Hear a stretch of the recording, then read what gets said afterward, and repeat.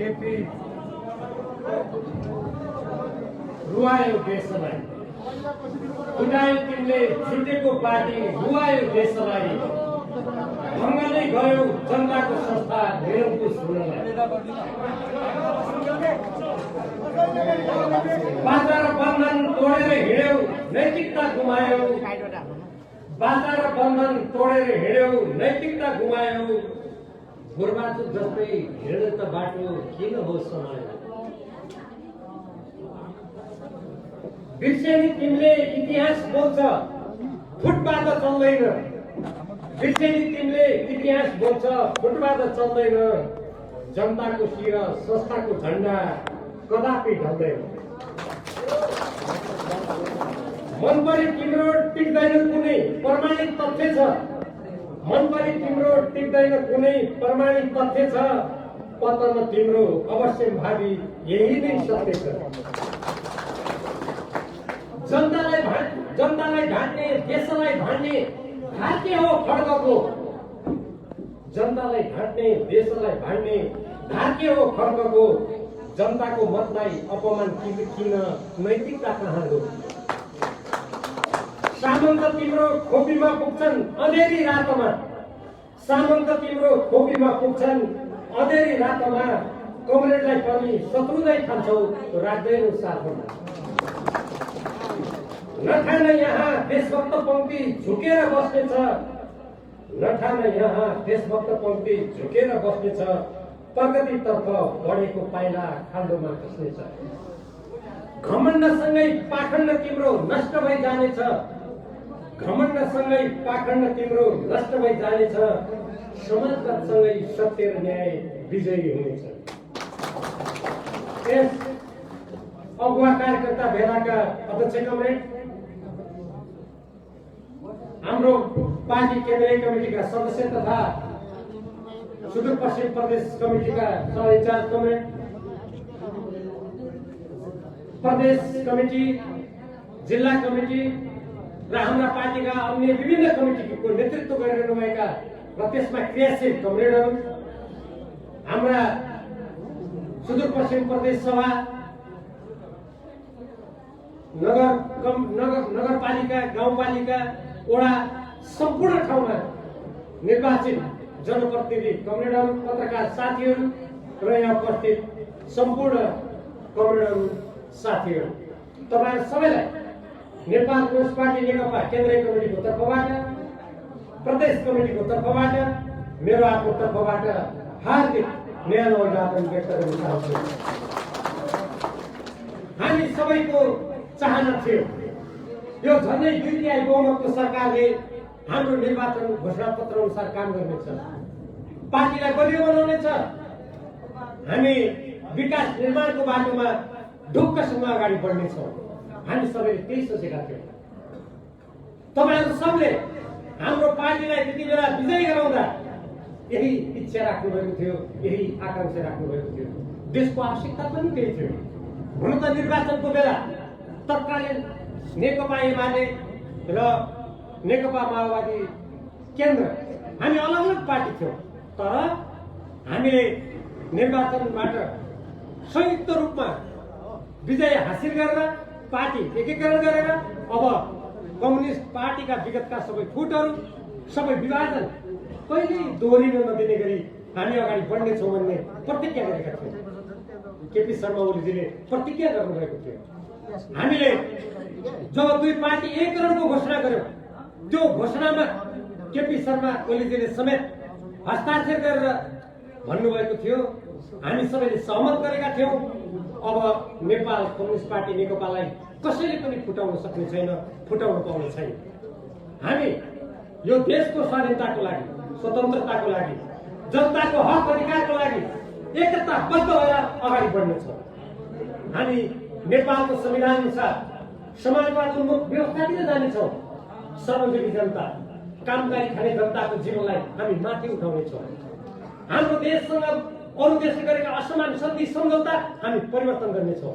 हाम्रा बिचेका भूभाग जमिनहरूमा विदेशी अतिक्रमणलाई हामी समाप्त गर्नेछौँ।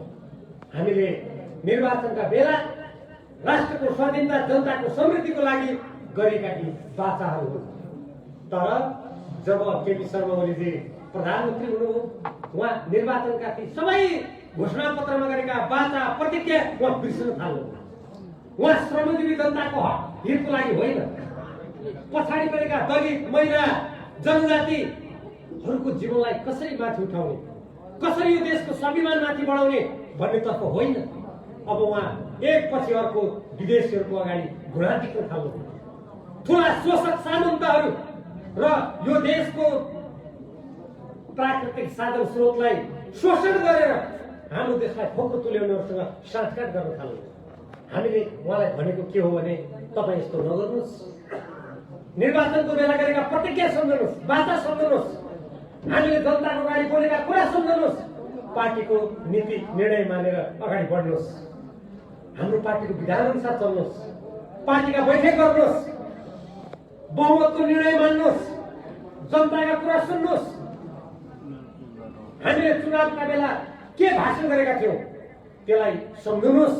हामीले उहाँलाई भनेको त्यही। आज जब उहाँले 5 वर्षको लागि निर्वाचित गरेको प्रतिनिधि सभालाई नेपालको संविधानलाई कुल्चेर संविधान विपरीत उहाँले भङ्ग गरिदिनु, सोच्नुहोस् त। अहिले हामीलाई कोरोना महामारीबाट बच्नलाई खोप चाहिएको छ। प्रत्येक व्यक्तिलाई खोप दिनुको लागि हामीलाई कमसेकम 50 अर्ब रुपियाँ चाहिएको छ। तर केपी शर्मा ओलीलाई त्यसको चिन्ता छैन।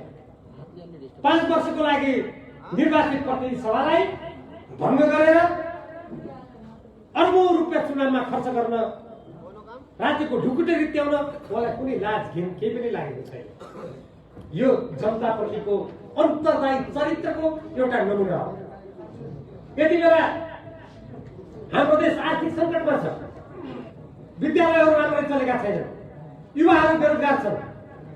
हामीले त देशलाई आर्थिक रूपमा सम्पन्न बनाउनको लागि त्यहाँ खर्च गर्नुपर्ने बेलामा नेपालको संविधानको धारा 85 र 76 मा बहुमतको सरकारले प्रतिनिधि सभा भङ्ग गर्न नपाउने स्पष्ट व्यवस्था हुँदाहुँदै उहाँले प्रतिनिधि सभा भङ्ग गरेर लोकतन्त्रमाथि वञ्चरो चलाउनु भएको छ, जनताको मतको अपमान गर्नुभएको छ, देशलाई आर्थिक सङ्कट थोपर्नु भएको छ र साँच्चीकै भन्ने हो भने देशलाई उहाँले रुवाउनु भएको छ। यो कुनै जिम्मेवार नेताले गर्दैन। जनताप्रति विश्वासघाती, देशप्रति विश्वासघाती, गुट स्वार्थको आहलमा डुबेको व्यक्तिले मात्रै यस्तो काम गर्न सक्छ। केपी ओलीले त्यही काम गर्नु। उहाँले यो प्रतिनिधि सभा विघटन गर्दा भन्ने गर्नुहुन्छ मलाई काम गर्न दिएन। तपाईँहरूलाई कस्तो लाग्छ? उहाँलाई हामीले बाटो बनाउन दिएनौँ कि, पुल बनाउन दिएनौँ कि, विमानस्थल बनाउन दिएनौँ कि, कुनै नहर सिँचाइ बनाउँछ भन्दा बनाउन दिएनौँ कि, गरिब जनता आवास नभएका जनतालाई हामी घर बनाउँछौँ भन्दा हामीले बनाउन दिएनौँ कि, बाटो बनाउन दिएनौँ कि, हामीले के गर्न दिएनौँ? यो सबै गलत कुरा। हामीले बजेट ल्याउन दिएनौँ कि, प्रतिनिधि सभाले के रोक्यो उहाँलाई? कार्यक्रम ल्याउन दिएनौँ कि, कुनै पनि कुरामा कुनै पनि काम गर्न, राम्रो काम गर्न, जनता र देशको लागि काम गर्न हामीले कुनै पनि बाधा गरेका छैनौँ, रोकेका छैनौँ। हो, उहाँले प्रधानमन्त्री भइसक्यो केही दिनपछि गृह मन्त्रालयबाट नागरिकता सम्बन्धी ऐन निर्देशिका उहाँले पठाउनु भयो तल। त्यो नागरिकतामा के थियो? हाम्रो नेपालको संविधानमा हामीले धेरै मेहनत गरेर हाम्रो देशका नागरिकलाई नागरिकता दिने, विदेशीहरूलाई यहाँ नहुल्ने। हामी अल्पमत पर्छौँ, विदेशीले आएर हामीमाथि शासन गर्छन्, त्यो गर्न नपाउने हाम्रो नेपालको संविधानमा व्यवस्था थियो। उहाँले त्यो अनुसारको कानुन ल्याएर नागरिकता दिनुपर्नेमा विदेशीको लागि नागरिकताको ढोका खोल्दैन। हो, हामीले त्यो कुरा गर्न नदिएकै हो, हामीले त्यसको विरोध गरेकै हो। तर त्यो विरोधता पनि उहाँले सुन्नु भएन। अदालतमा मुद्दा परेपछि मात्रै उहाँ पछि हट्नुभयो। यदि त्यो नागरिकता सबैको लागि खुलेको भए विदेशीको हुल यो देशभित्र आउँथ्यो, हामी अल्पमतमा पर्ने बाटो खुल्थ्यो। अनि के यस्तो काम हामीले उहाँलाई गर्न दिनु पर्थ्यो? नेपालको स्वतन्त्र परराष्ट्र नीतिको विपरीत उहाँले संयुक्त सैनिक अभ्यास गर्ने कुरा गर्नुभयो। हामीले त्यो नगरौँ।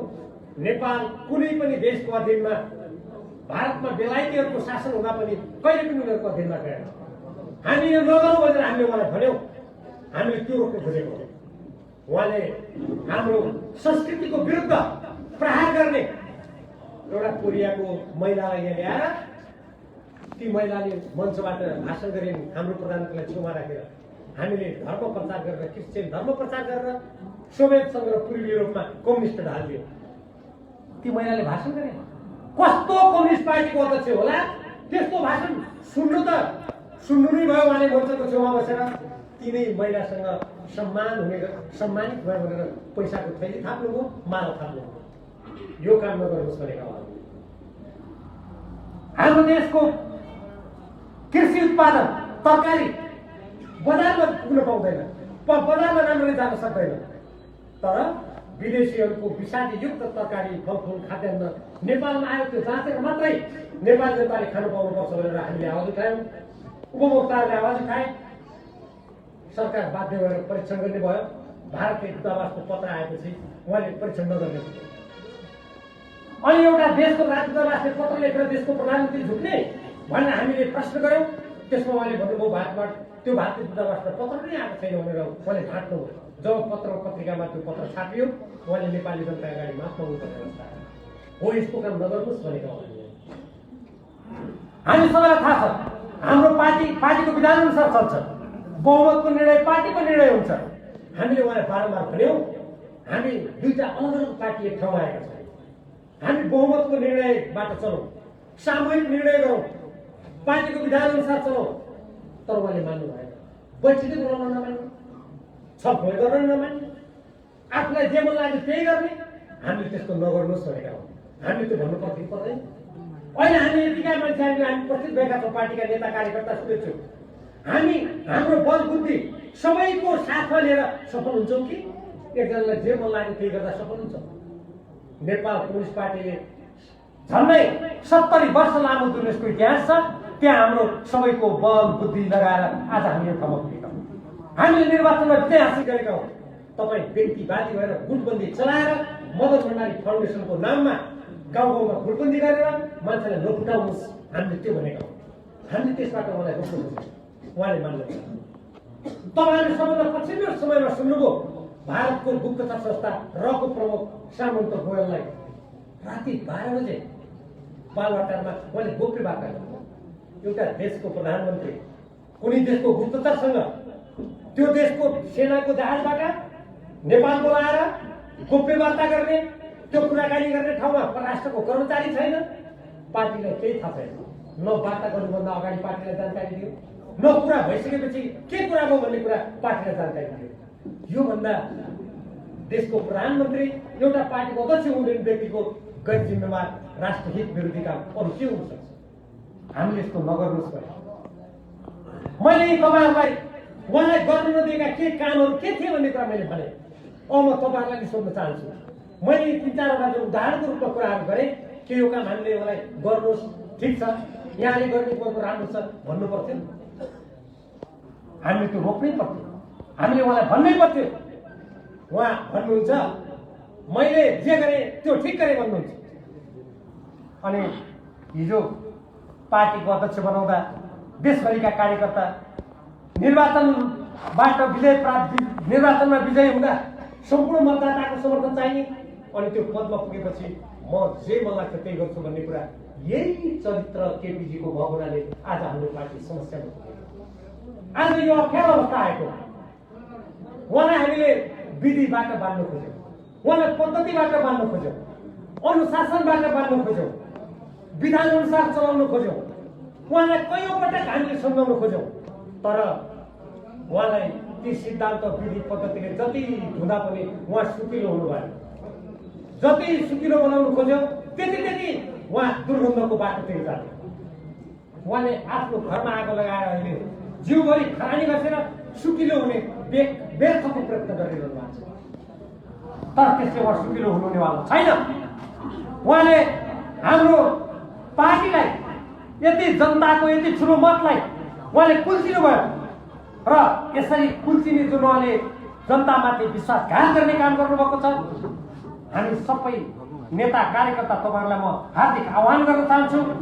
हाम्रो लोकतन्त्रको रक्षाको लागि, हामीले प्राप्त गरेको अधिकारको लागि, हामीले दुई पटक संविधान सभाको निर्वाचन गरेर रगत र पसिनाले लेखिएको हाम्रो संविधानको रक्षाको लागि, हाम्रो देशको स्वाधीनताको लागि हामी एकजुट भएर यो फुटपाथको विरुद्ध उभियौँ। फुटपाथको विरुद्ध उभियौँ र प्रधानमन्त्री केपी शर्मा ओलीजीले गरेको प्रतिनिधि सभा भङ्ग गर्ने स्वेच्छाचारी कदमको विरुद्ध उभियौँ भनेर म तपाईँलाई हात देखाउन आह्वान गर्न चाहन्छु।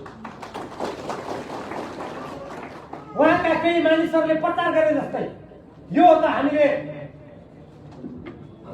कसैको पदको लागि, कसैको स्वार्थको लागि, कसैको दुराशालाई पुरा गर्नको लागि प्रतिनिधि सभा भङ्ग गर्न पाइँदैन भन्ने आवाज उठाएको। प्रधानमन्त्री पदको कुरा गर्नुहुन्छ भने जति बेला संसदीय दलमा केपी शर्मा ओलीजीलाई प्रधानमन्त्री बन्नको लागि संसद दलको नेताको रूपमा प्रस्ताव गरियो, त्यो प्रस्ताव गर्ने व्यक्ति माधव कुमार नेपाल हुनुहुन्थ्यो। 2076 साल मक्सिर 4 गते अर्का पुष्पकमल दाहाल प्रचण्डजीले केपी ओलीजीलाई यो प्रधानमन्त्रीको पद जाला कि अध्यक्षको पद जाला कि भनेर धेरै चिन्ता भयो जस्तो लाग्यो। त्यसकारण उहाँलाई 5 वर्ष ढुक्कसको प्रधानमन्त्री हुन्थ्यो भनेर अर्का अध्यक्षले ल तपाईँ 5 वर्षको लागि प्रधानमन्त्री हुनुहोस् भनेर दुईटा पार्टीको एक हुँदाखेरि आधा आधा प्रधानमन्त्री हुने भन्ने जुन सहमति भएको थियो त्यो सहमतिबाट पनि उहाँ पछि हटेर उहाँलाई 5 वर्षको लागि प्रधानमन्त्री भनेर उहाँले सहमति गर्नुभयो र त्यो निर्णय गर्यो। यदि केपी शर्मा ओलीजी उहाँका भतियारहरूले कुप्रचार गरे जस्तो यदि प्रधानमन्त्री हुनुको लागि झगडा गरेको भए अनि त्यति बेला पुष्पकमल दाहाल प्रचण्डजीले तपाईँ 5 वर्षको लागि प्रधानमन्त्री हुनुहोस् भनेर किन निर्णय गर्नु? हामीले गएको भदौ 26 गतेका दिन उहाँको जब जति शक्ति भए पनि, जति उहाँले अधिकार प्रयोग गरे पनि उहाँलाई नपुगेको देखेर हामीले गएको भदौ 26 गते थाई कमिटीको बैठकबाट एउटा महत्त्वपूर्ण निर्णय गर्यौँ र हामीले भन्यौँ अब केपी शर्मा ओलीजी 5 वर्ष पुरै प्रधानमन्त्री हुनुहोस्। हाम्रो राष्ट्रिय महाधिवेशन हुन्जेल तपाईँ पार्टीको अध्यक्ष पनि हुनुहोस् भने हामीले निर्णय गर्यौँ र सँगसँगै थाई कमिटीको बैठकले के निर्णय गर्यो भने अबदेखि पुष्पकमल दाहाल प्रचण्डजीले पार्टीको कार्यकारी अध्यक्ष भएर काम गर्ने, उहाँले पार्टीलाई बलियो बनाउने, पार्टी सञ्चालन गर्ने र प्रधानमन्त्री केपी शर्मा ओलीजीले सरकारको काममा केन्द्रित भएर सरकारको काम गर्ने। उहाँले लथालिङ्ग गर्नुभयो सरकारको काम। हामीले त्यो निर्णय गर्यौँ र सँगसँगै हामीले के भन्यौँ भने अबदेखि पार्टी र सरकारको बिचमा राम्रो समन्वय कायम गर्नको लागि केपी शर्मा ओलीजी र पुष्पकमल दाहाल प्रचण्डजीले काम गर्यो। हामीले निर्णय गर्यौँ तर उहाँलाई त पार्टीमा भुटाइ नहुने भएको रहेछ। उहाँले त्यो निर्णयमा जब भदौ 29 गते हाम्रो पार्टीको अन्तर पार्टी निर्देशन अपानी 5 पार्टीमा पठाउनु पर्ने भयो, उहाँले त त्यो हस्ताक्षर गर्ने बेलामा म हस्ताक्षर गर्दिनँ, म यो मान्दिनँ भन्नु। त्यहाँ महासचिव विष्णुप्रसाद पौडेल पनि हुनुहुन्थ्यो अनि उहाँहरू दुवैजना पुष्पकमल दाहाल र विष्णुप्रसाद पौडेलले होइन त हामीले सहमति गरेको प्रधानमन्त्रीज्यू तपाईँले मान्नु पर्यो भन्दा ल तल भइगयो। अब समस्या समाधान गर्ने मानिदिउँला। उहाँले सही गर्नुभयो त्यो अपानीमा। त्यो तपाईँहरूको कतिको हातमा छ छैन म यसै भन्न सक्दिनँ, तपाईँहरू खोजेर पढ्न सक्नुहुन्छ। हामीले पार्टीभित्रको सबै समस्या समाधान गरेका थियौँ। कोरोनाको बारेमा हामीले त्यसमा सुझाव दिएका थियौँ। हाम्रो लिम्पियाद्वारा कालापानी लिम्पुलेमा जुन भारतले मिचेको छ त्यसबाट भारतीय फौजलाई फिर्ता पठाउने कसरी भनेर हामीले त्यो सुझाव दिएका थियौँ। जनताका हक अधिकारका कुरा गरेका थियौँ। तर उहाँले आफैले हस्ताक्षर गरेको त्यो निर्देशनलाई आफै कुल्चिनुभयो, आफै च्यातेर खानुभयो। त्यसैले सोचेर तपाईँलाई सम्झना होला त्योभन्दा अगाडि 2076 साल वैशाख महिनामा उहाँले पार्टी फुटाउने अर्थात् दल विभाजन सम्बन्धी ऐनलाई संशोधन गर्नु खोज्नुभयो। उहाँले त्यही बेला पार्टी फुटाउनु खोज्नुभएको थियो। हामी थाई कमिटीका 20 जना सदस्यहरूले पाइला चाल्यौँ र हामीले बैठकको माग गर्यौँ। हामीले भन्यौँ तपाईँले त्यो पार्टी फुटाउन किन कानुन ल्याउनु लाग्यो? हामीले विरोध गर्यौँ। संवैधानिक परिषद सम्बन्धी उहाँले ऐन ल्याउनु खोज्नुभयो। नेपालभरिका सबै लोकतन्त्रमा विश्वास गर्ने मानिसहरू र पार्टीहरू त्यसको विरोध गरे। उहाँ पछि हट्नुभयो। राष्ट्रपतिले त्यो कानुन फिर्ता लिनुभयो। वैशाख 8 गतेका दिन काम नलाग्ने भनेर फिर्ता लिएको थियो अध्यादेश। फेरि उहाँले संवैधानिक परिषद सम्बन्धी कानुनलाई संशोधन गर्नलाई उहाँले फेरि ल्याउनु। फेरि ल्याएपछि हामी अचम्ममा पर्यौँ। त्यसपछि हामीले 83 जना प्रतिनिधि सभाका सदस्यहरूले हस्ताक्षर गरेर म र हाम्रो पार्टी थाई कमिटीका सदस्य प्रतिनिधि सभाका सदस्य पम्फाल हामी राष्ट्रपति कार्यालयमा पुग्यौँ समावेदन दिनुको लागि। त्यो हामीले अविश्वासको प्रस्ताव ल्याउनुको लागि केपी शर्मा ओलीजीलाई प्रधानमन्त्रीबाट हटाउनुको लागि हामीले त्यो समावेदन दिएका होइनौँ। हामीले तपाईँले फेरि वैशाख महिनामा काम लाग्दैन यो आवश्यक छैन भनेर फिर्ता लिइसकेको अध्यादेश तपाईँले फेरि किन ल्याउनु भयो भनेर प्रतिनिधि सभामा छलफल गरौँ भनेर हामी त्यहाँ गयौँ। 6 घण्टा हामी त्यहाँ गयौँ। राष्ट्रपतिले हाम्रो समावेदन दर्ता गर्नुभयो। बालवाटारमा थाई कमिटीको बैठक बसेर निर्णय गर्यो र त्यहाँ केपी शर्मा ओलीजीले भन्नुभयो म प्रतिनिधि सभा पनि विघटन गर्दिनँ, अब यो अध्यादेश पनि म फिर्ता लिन्छु, अब म पार्टीले भने मान्छु भनेर उहाँले बैठकमा भन्नुभयो बालवाटारमा।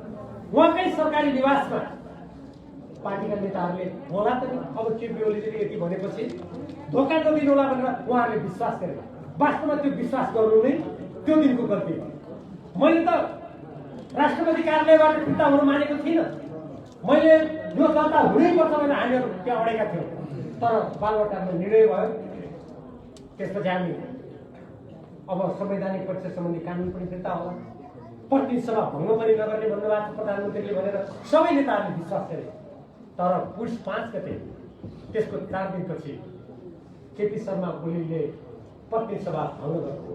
अब कमरेडहरू भन्नुहोस्, देशको प्रधानमन्त्री हुने व्यक्ति, पार्टीको अध्यक्ष हुने व्यक्तिले थाई कमिटीमा गरेको निर्णय भएको 4 दिन नपुग्दै प्रतिनिधि सभा भङ्ग गरेपछि योभन्दा ठुलो विश्वासघाती, योभन्दा ठुलो अविश्वसनीय, योभन्दा ठुलो निर्लज्ज व्यक्ति को हुन सक्छ? तपाईहरु आफै एउटा नेताले फेरि झुट बोल्न मिल्छ?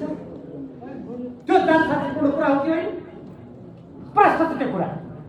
अब अहिले उहाँले जब मन्त्री परिषद विस्तार गर्नुभयो, प्रतिनिधि सभा भङ्ग गरिसकेपछि नेपालको संविधान अनुसार प्रधानमन्त्री 1 मृत्यु भएपछि हट्छ, 2 राजीनामा गरेपछि हट्छ आफ्नो पदबाट, 3 अविश्वासको प्रस्ताव पारित भएपछि हट्छ, 4 प्रतिनिधि सभाको सदस्य नभएपछि हट्छ। अहिले केपी शर्मा ओलीले मैले यो प्रतिनिधि सभा भङ्ग गरिसकेँ भनेर भन्नुभएको छ नि, होइन? अनि प्रतिनिधि सभा नभएको व्यक्ति अब प्रतिनिधि सभाको सदस्य त छैन नि। म पनि प्रतिनिधि सभाको सदस्य थिएँ। त्यो प्रतिनिधि सभा भङ्ग गरिदिएपछि म सदस्य हो कि होइन? होइन होला नि। अनि केपी शर्मा ओलीजी प्रतिनिधि सभाको सदस्य नभएपछि उहाँ प्रधानमन्त्री कुन नैतिकताले बस्नु भएको छ? यो प्रतिनिधि सभा भङ्ग गरिसकेपछि उहाँले संविधान कुल्चेको दोस्रो उदाहरण। उहाँ भन्नुहुन्छ म त काम चलाउने सरकार पनि होइन, म त पहिलेकै जस्तो प्रधानमन्त्री हो। संविधान मिच्ने केपी शर्मा ओलीजीको अलोकतान्त्रिक स्वेच्छाचारी भनाइ भनेको यही हो। हामीले यसको विरुद्ध गर्नुपर्छ। अनि उहाँ अर्को भन्नुहुन्छ यो त मैले राजनीतिक निर्णय गरेको, सर्वोच्च अदालतले त मेरै पक्षमा निर्णय गर्छ। अलिकति प्रधानमन्त्री पदमा बसेको व्यक्तिलाई अलिकति लाज धक दुनियाँले के भन्ला भन्ने पनि लाग्नु पर्दैन।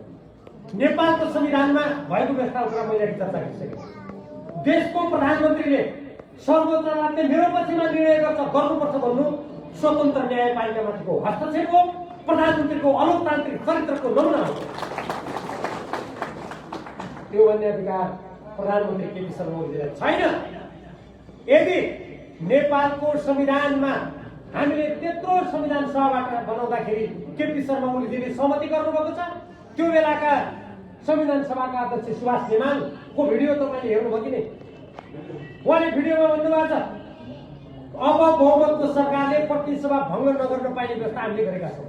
म संविधान सभाको सदस्य हो 2टे कार्यकालको। केपी शर्मा ओलीजी त पहिलो कार्यकालमा हुनुहुन्न थियो संविधान सभामा, म 2टे कार्यकालमा थिएँ। म मसौदा समितिको सदस्य पनि हो। संविधान निर्माणका प्रत्येक कुरा मलाई थाहा छ। त्यहाँ पूर्व सर्वोच्च अदालतका न्यायाधीशहरू, कानुनविदहरू, बुद्धिजीवीहरू सबै हामी जम्मा भएर हामीले भन्यौँ विगतमा प्रतिनिधि सभालाई म्याद नपुग्दै विघटन गरिदिने, जनतामाथि आर्थिक सङ्कट थोपर्ने, जनतालाई नुहाउने, दुःख दिने, प्रतिनिधि सभाका सदस्यलाई भगाएर ब्याङ्क पुर्याउने यस्ता विकृतिहरू भएकोले त्यसलाई रोक्नको लागि अब प्रतिनिधि सभा विघटन गर्न पाइने छैन भन्ने कुरा हामीले निर्णय गरेको थियौँ। त्यो निर्णय गरेको विपरीत, आफ्नै बाचाको विपरीत केपी शर्मा ओलीजीले यो जनता विरोधी काम गर्नुभएको छ। हामीले त्यो जनता विरोधी कामको विरुद्धमा आज यसरी भेला हुनु परेको छ, आज आवाज उठाउनु परेको छ, हामीले त्यसको निन्दा गर्नु परेको छ। त्यसको कारण के हो? अब जहाँसम्म राजनीतिक र संवैधानिक निर्णयको कुरा छ, सरकार संविधान अनुसार चल्नुपर्छ, राज्य संविधान अनुसार चल्छ। यो कानुनी शासन हो। अनि संविधान अनुसार नचले गएपछि केपी शर्मा ओलीजीलाई अहिले काठमाडौँमा लाग्ला अब यो देशमा म निरङ्कुश शासक छु भनेर उहाँले घोषणा गर्दैमा उहाँ गर्न पाउनुहुन्छ? उहाँले संविधान अनुसार चल्नुपर्छ, कानुन अनुसार चल्नुपर्छ। हामी सबैले कानुन अनुसार चल्नुपर्छ, किनभने यो लोकतन्त्र कानुनी राज हो, यो हुकुमी तन्त्र होइन। हुकुमी तन्त्र त हामीले उहिले थालिसक्यौँ, यो हुकुमी तन्त्र होइन। त्यसकारण केपी शर्मा ओलीजीले यो चालेको कदम असंवैधानिक छ, लोकतन्त्र विरोधी छ, जनताको हित विरोधी छ, राष्ट्र हित विरोधी छ भनेर हामी नेपाल कम्युनिस्ट पार्टी नेकपाका सम्पूर्ण नेता कार्यकर्ताहरू देशव्यापी रूपमा यो निर्णय खारेज हुनुपर्छ भनेर आवाज उठाइरहेका छौँ। तपाईँहरू यसरी जम्मा भएर यो आवाजलाई सशक्त बनाइरहनु भएको। संविधान, कानुन, हाम्रो पार्टीको विधान, नियमभन्दा अगाडिका निर्णयहरू सबै हेर्दा हामी ढुक्क छौँ। प्रतिनिधि सभा विघटन गर्ने प्रधानमन्त्री केपी शर्मा ओलीको निर्णय खारिज हुनेछ। निर्वाचन आयोगमा हामी हाम्रा त्यति बेलाका 440 जना केन्द्रीय सदस्य मध्ये कायम रहेका 434, अहिले त त्यसमा एकजनाको निधन भएको छ, हामी जम्मा 433 माथि छौँ। 433 मध्ये हामी 315 जना अहिले संस्थापन पक्ष पुष्पकमल दाहाल प्रचण्ड ब्रह्मबहादुर कुमार नेपालजीले नेतृत्व गर्नुभएको हामी पार्टीमा छौँ। र हामी सबैजना सोचौँ त 433 जना मध्ये 313 जना बहुमत भएको पार्टी संस्थापन पक्ष हुने र निर्वाचन आयोगले स्वतः त्यसको सूर्य चिन्ह त्यसको निर्णयमा त्यसको पक्षमा निर्णय गर्नुपर्ने कुरा स्वतः घाम जत्तिकै छ। केपी गुट र केपी गुटका मतियारहरू भन्छन् हामीले बालुवाटारमा निर्णय गर्यौँ, केपी ओली प्रथम अध्यक्ष महासचिव हामीसँग भएकोले हामी यो पार्टी हो। हाम्रो पार्टीको विधानमा केपी शर्मा ओलीजी या कुनै व्यक्तिलाई प्रथम अध्यक्ष भनेर काहीँ पनि लेखेको छैन। यो अर्को काल्पनिक कुरा हो, त्यो खल्तीको कुराले केही हुनु सक्छ। अनि बालुवाटारमा गणपूरक सङ्ख्या नपुगेको बैठक गर्न बोलाउने गणपूरक सङ्ख्या नपुगेको त्यो गुट पार्टी मान्यता हुने रे। अनि 2/3 भएको केन्द्रीय कमिटी संस्थापन पक्षले पार्टीमा मान्यता नपाउने, यो कुनै लोकतन्त्रमा विश्वास गर्ने मान्छेले भन्ने त के दिमागमा सोच्नु पनि मिल्दैन। त्यसकारण तपाईँहरू कोही पनि कतै केपी ओलीको पक्षमा बहुमत थियो कि भनेर कोही कसैले कुप्रचार गर्यो भने साँच्चै नमान्नु। सचिवालयमा, स्थायी कमिटीमा, केन्द्रीय कमिटीमा, प्रदेश कमिटीमा, जिल्ला कमिटीमा, सम्पूर्ण ठाउँमा हामी संस्थापन पक्षका मान्छे बहुमतमा छौँ। संविधान हाम्रो पक्षमा छ, न्याय हाम्रो पक्षमा छ, कानुन हाम्रो पक्षमा छ। केपीजी र उहाँका गुटका मान्छे कानुन विपरीत, लोकतन्त्र विपरीत, जनताको भावना विपरीत, आफ्नो गुट र व्यक्तिगत स्वार्थको लागि यो कुकर्म गरिरहनु भएको छ। त्यसको विरुद्ध आउँछ। अब हुँदा उहाँहरू कति हताश हुनुभएको छ भने उहाँले एकजना अदालतमा वन तस्करी गरेर मुद्दा लागेको व्यक्तिलाई मन्त्री बनाउनु भएको छ, वन मन्त्री। दुधको साथी बिरालो,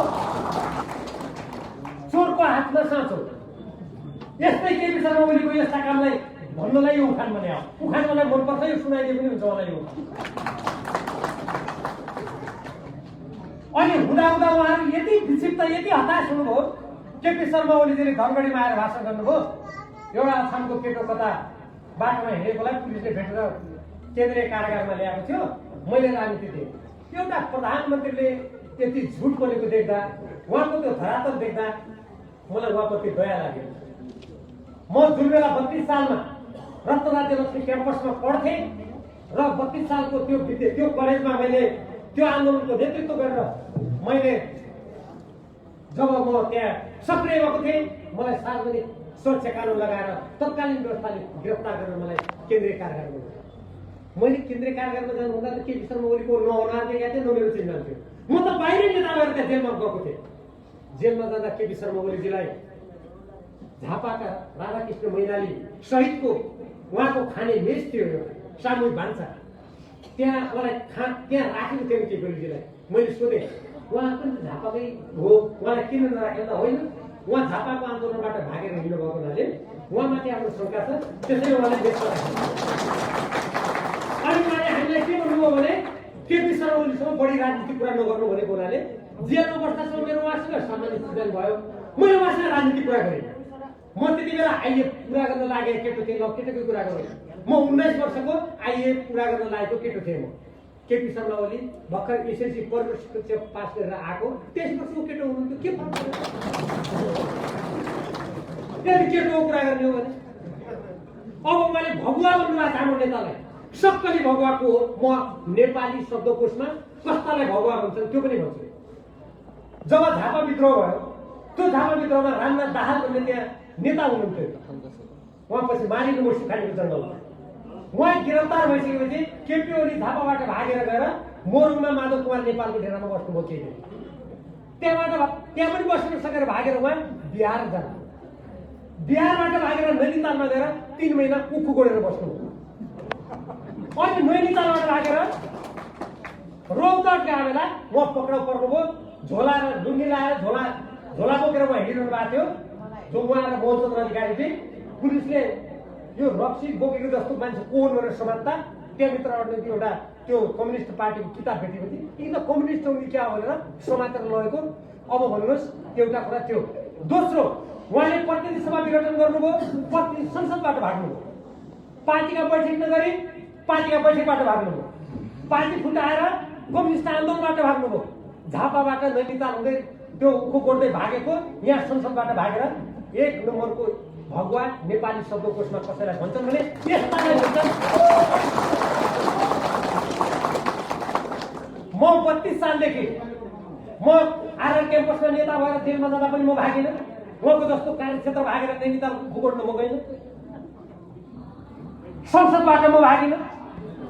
तपाईँहरूलाई थाहा छ म यो सुदूरपश्चिममा 2032-33 सालदेखि यहाँका शोषक सामन्तको विरुद्धमा झण्डा उठाएर कम्युनिस्ट आन्दोलनको नेतृत्व गरिरहेको छु। म कतै पनि भागेको छैन। त्यसैले 1 नम्बर भगुवाले त्यो आफूलाई भगुवा भनिहाल्छन् कतै भनेर हतपत्तहरूलाई भगुवा भनेर केही हुनेवाला छैन। अब हुँदा उहाँको मानसिकता कस्तो छ भने तपाईँहरूकै यहाँ छेउछाउको एकजना मन्त्री हुनुभएको छ। उहाँले जति बेला यो ठाउँमा सुदूरपश्चिमबाट टिकापुरको 1 सिट र शेरबहादुर देउवाजीको डणधुराको 1 सिट 2 सिट मात्रै कायम राखेर हामी सारा निर्वाचन जितेर गयौँ। उहाँले बनाउनु भयो त मन्त्री, किन नबना? मैले भारतीय नाकाबन्दीको बेलामा उप प्रधानमन्त्री भएर उहाँलाई पुरा पछाडिबाट आड दिएर उहाँ आज भाषण गर्नुहुन्छ। उहाँ त मतियार भन्छन् चीनसँग पारावान सन्धि हाल्ने गयो। त्यो पारावान सन्धिको परिकल्पना गरेर उहाँलाई सुझाव दिने मन्त्रालयमा त्यो सम्बन्धी कागजपत्र तयार गर्ने मान्छे म थिएँ, केपी शर्मा ओली होइन। त्यति राम्रो चुनाव गरेर जाँदा पनि उहाँले 1 जना मन्त्री बनाउनु भयो। अहिले 4-5 जना किन बनाएको थाहा छ तपाईँहरूलाई? यो नेपालको पार्टी नेकपा फुटाउन, गुटबन्दी गर्न, मन्त्रीको पदलाई हतियार बनाएर उहाँले कुकृत्य गर्नुभयो। त्यो पनि सम्मानित मन्त्री होइन। यही उहाँ भ्रष्टाचारको कुरा सुन्नुहोस्। उहाँको 1 जना ट्याक्टर बोल्ने मन्त्री, मैले त्यसलाई ढ्वाङ मन्त्री भन्ने हुन्छ। ढ्वाङ मन्त्रीले 70 करोड भ्रष्टाचार गरेको भिडियो आयो, टेप रिकर्डर आयो, उहाँले कारवाही गर्नु भएन। एउटा देशको प्रधानमन्त्रीले 70 करोड खाएको ढ्वाङ मन्त्रीको कुरा आउँदा पनि कारवाही नगर्ने भनेपछि भ्रष्टाचारको कस्तो समस्या भयो? अर्को 1 जना मन्त्री मेरो यहाँ छेउछाउको, यही त हामीले कार्यक्रमको छेउछाउको मन्त्रीले भारतमा ताज होटलमा नेपाल आयल निगमको महाप्रबन्धकलाई साथमा लिएर, आफ्नी श्रीमतीलाई साथमा लिएर अनि 1-2 जना आफ्ना अरोटे खरोटेलाई साथमा लिएर 17 करोड कमिसन खाएको कुरा पत्रिकामा छापिएको छ। खै कारवाही भएको? खै त्यो भ्रष्टाचार कारवाही भएको? म केपी ओलीलाई यहाँबाट चुनौती दिन्छु। अनि जब उहाँको वनमन्त्रीले वन तस्करी गरेको मुद्दाको विषय छताछिल्लो भएर आउँछ, त्यो वनमन्त्रीको होसवास उठेर दिमाग पनि ठेगान नभएर अनि मलाई पागल दिन्छ। तपाईँले झन्गडीमा सुन्नुहोस्। अनि हाम्रो यहाँ वनमन्त्री यहाँको, अनि हाम्रो यहाँका कतिपय जुन व्यक्तिहरूको कुनै यस्तो गलत कुरामा कहिले संलग्नता छैन, अनि उहाँको विरुद्ध कुप्रचार गराएर अनि यो पार्टी विभाजनको कुरालाई औचित्यपूर्ण बनाउन सकिएला भन्ने उहाँले जुन उहाँले सपना देख्नु भएको छ, उहाँको त्यो सपना कहिले पनि पुरा हुनेवाला छैन। नेपाल कम्युनिस्ट पार्टी नेकपाका सम्पूर्ण नेता र कार्यकर्ताहरूले केपी शर्मा ओलीको यस्तो अलोकतन्त्रवादी, यो संविधान विरोधी, यी सम्पूर्ण कुरालाई हामी पूर्ण रूपमा असफल बनाइ छोड्नेछौँ।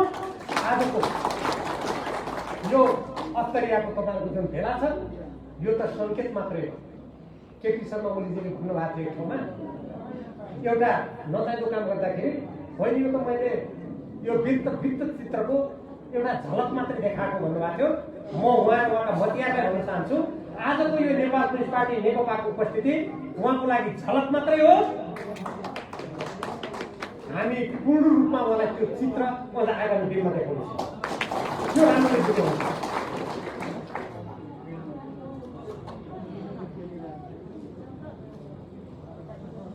हामीले सुरुदेखि नै यहाँका भूमिहीन किसान, जग्गा धनी प्रमाण पूजा नपाएका व्यक्तिहरूलाई हामीले जग्गा धनी पूजा बाँड्नेछौँ हामीले भनेका थियौँ। हामीले त्यो सुकुम्बासी जनतालाई बसोबास गराउने भनेका थियौँ। तर केपी शर्मा ओलीजीले हाम्रो पार्टीको तर्फबाट त्यो कार्यक्रम अगाडि ल्याउँदा कहिले पनि मान्दैन। जब उहाँ पार्टी विभाजनतर्फ लाग्नुभयो अनि उहाँले त्यो भूमि सम्बन्धी आयोग गठन गर्ने कुरा गर्नुभयो, सबै गाउँ र बस्तीमा गएर सबैलाई त्यो भूमि सम्बन्धी आयोगको अध्यक्ष मान्नुभयो। अहिले पनि म यहाँ हल्ला सुन्छु, हाम्रो प्रदेश सभामा 39 जना हामी सदस्य छौँ प्रदेश सभाका। यहाँ त्यसमध्ये उहाँको पक्षमा 7 जना छन्। अनि उहाँ बहुमतलाई सबैलाई गएर के भन्नुहुन्छ भने तिनीहरू सबै मन्त्री। यस्तो खालको यो सरकारलाई असफल पार्ने काम स्वयं उहाँले आफै गर्नुभएको छ। जनतालाई भ्रममा पार्ने काम गर्नुभएको छ। र हामी यो सुदूरपश्चिम प्रदेशका प्रत्येक जिल्लामा, यसका प्रत्येक हामी बस्तीहरूमा नेपाल कम्युनिस्ट पार्टी नेकपाको झण्डालाई सशक्त रूपमा हामी आवाज उठाउँ। तपाईँहरू एकजुट भएर अगाडि बढ्नुहोला। यसमा हामीले कुनै कसैसँग डर त्रास मान्नुपर्ने छैन। यो वैशाख महिनाको जुन आम निर्वाचन छ, यो आम निर्वाचन केपी शर्मा ओलीले गर्नलाई घोषणा गरेकै होइन। यो